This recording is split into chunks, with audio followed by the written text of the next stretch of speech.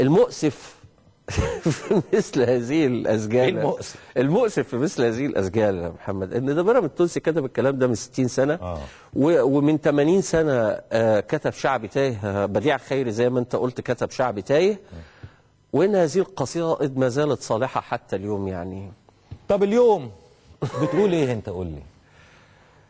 اليوم عندي حاجة أيضا كتبت للنشر في الصحافة مخصوص يعني، وكانت عبارة عن خماسيات كنت أيضا أنشر.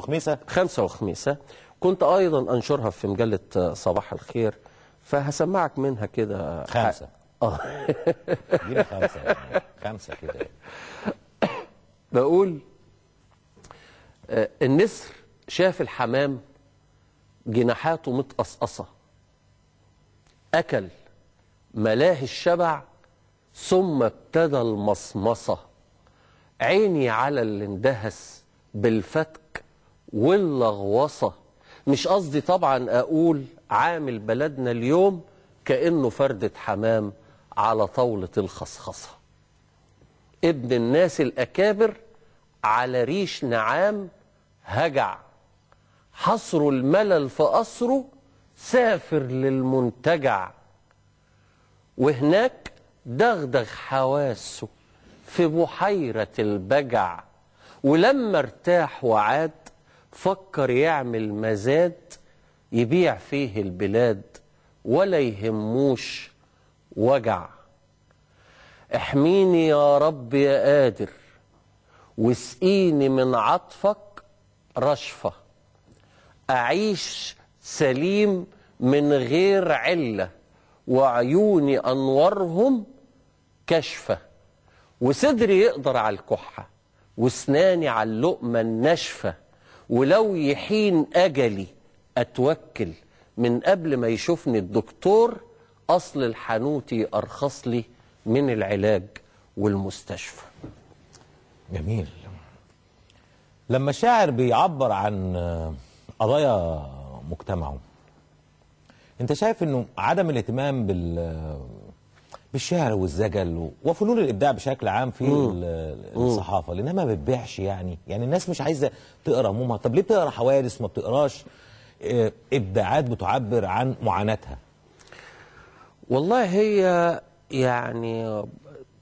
يعني اولا المستوى الاقتصادي ايضا بيأثر يعني هي كل معنى ان في معاناه، معنى ان في اقتصاد متدهور، معنى ان الاولويات بتتغير. يعني اذا انا موظف دخلي. ايوه يا جمال، بس الصحافه كترت والمنافذ كترت والصحف كترت، لكن ما فيش اهتمام زي ما انت بتقول. ممكن ترويسه، ممكن عمود قصير، لكن ما فيش حاله زخم بالاهتمام بالفنون وبالابداعات. لانه هي دي حاله يعني مناخ عام بيسود المجتمع في فتره من الفترات. هل المجتمع اللي احنا فيه النهارده بيقدم صاحب الموهبه المبدع، ولا بيقدم صاحب الفيديو كليب او صاحبه الفيديو كليب؟ يعني ده بيتصرف عليه ايه؟ واخد بالك؟ كتاب الشعر بيتصرف عليه ايه؟ والفيديو كليب بيتصرف عليه كام؟ يعني في مناخ عام، في تفاصيل كتير يعني صعب حصرها دلوقتي، انما ده احد الامثله. انت النهارده عندك قنوات فضائيه بجانب الصحف اللي بتتكلم عنها، عندك ما لا يقل عن 300 أو 400 قناة فضائية، قول منهم 50 واحدة بتبث أغاني أنت تعلم ما يبث، يعني إيه المشاهد اللي بتصاحب هذه احنا قلنا تجاوزا انها اغاني، مش اغاني ولا حاجه، انما فطبعا الحاجات دي بتخطف العين وبتخطف الاحساس وبتخطف الودان، وبعدين التكرار والالحاح بكل هذه المعاني التافهه. النهارده تفتكر ان في حد مثلا من الشباب فيه بس اقليه يحفظ بيت المتنبي؟ احنا ايامنا كنا حافظين قصائد من الشعر القديم ومن الشعر الحديث، وكنا نتبارى بشعر صلاح عبد الصبور وامل دنقل ومحمود درويش النهارده يعني الحكايه دي يقول لك يعني بقت في لغه جديده واخد بالك، كبر نفض بقى ونفض وروشن يعني. فبقول لك ده عايز اقول لك انه مناخ عام. مين اللي صنع؟ مين المسؤول عن هذا المناخ العام؟ كلنا.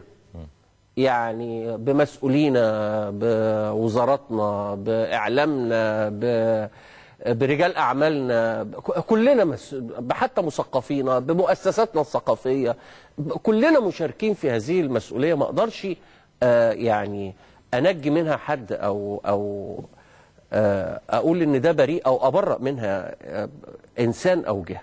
هو مناخ عام للاسف الشديد انه يعني احنا واصلين لانه زي ما بقول لك، هل معقول كلام يتقال من 60 سنه يظل لحد النهارده انت تشعر باللي قاله بيراميدز هتجن؟ يا ريت يا اخوانا ما رحتش لندن ولا باريس، ما تقدمناش خطوه تقربنا من لندن وباريس.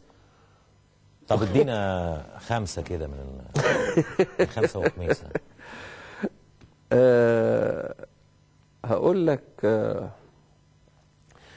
يا طالعين السما، يا عابرين الكون، يا مالكين الأرض، شكل وحقيقة ولون، أنا حضرتي ابتدت قبل النبي الفرعون، أسرارها لسه في قلبي وفي قدس أقداسي، لا فيها إيدز وقنابل ولا فيها خرم أوزون.